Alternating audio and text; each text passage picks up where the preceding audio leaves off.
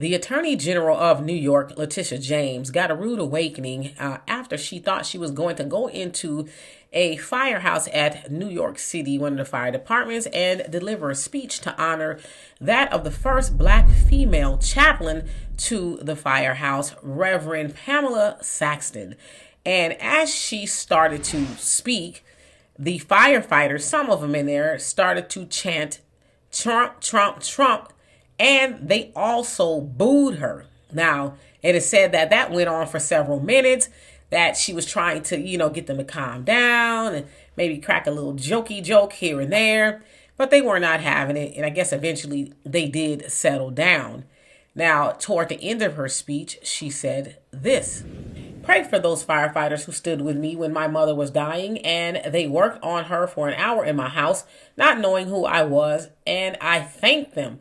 I thank those members of the FDNY who worked on her body and prayed over her body when she died. Some may even be here. Some might even be booing me, but nonetheless, I pray for them."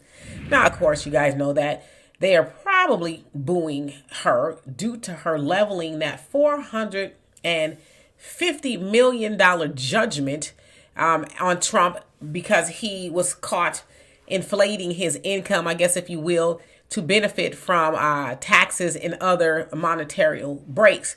And so a lot of people think that's unfair. And to take it a step further, a lot of people think that it's a witch hunt, that because, Trump has 91 cases that he is facing, and some of them have already wrapped up, like that one there in New York City. But a lot of people think that he's just being targeted. And so I can understand maybe why the firefighters there are not pleased with her showing up in there as if, she didn't just go after somebody they really love, which kind of can be problematic too, because it's like, yeah, I get it. Firefighters, they have a dog in the fight, whether they're Republican, Democrat, or independent, but they might want to keep that to themselves, especially since they should be out there saving lives, right? They don't want to get in trouble by not saving somebody's life, and then they tie it to them, I don't know, maybe being a Trump supporter.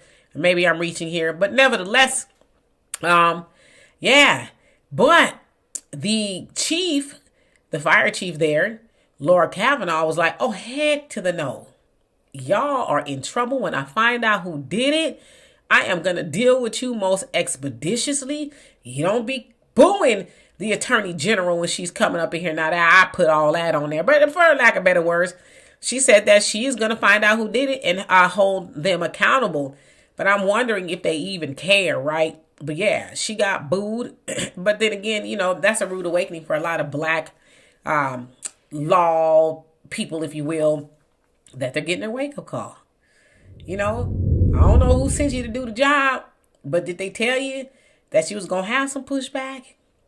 She was going to have some opposition? Did they tell you that? Did they tell you was going to be able to walk tall and talk tough and get Trump without his supporters saying or, anything to you at all? I hope that's not what she was thinking. But nevertheless, that couldn't have been a good feeling for her. She's going to honor the first black chaplain female, and she's getting booed by firefighters. That may have saved her mama's life. Interesting. So anyway, y'all tell me what you think of that. And for more insightful commentary, please subscribe to this channel and my channel, The Demetra Kaye Show.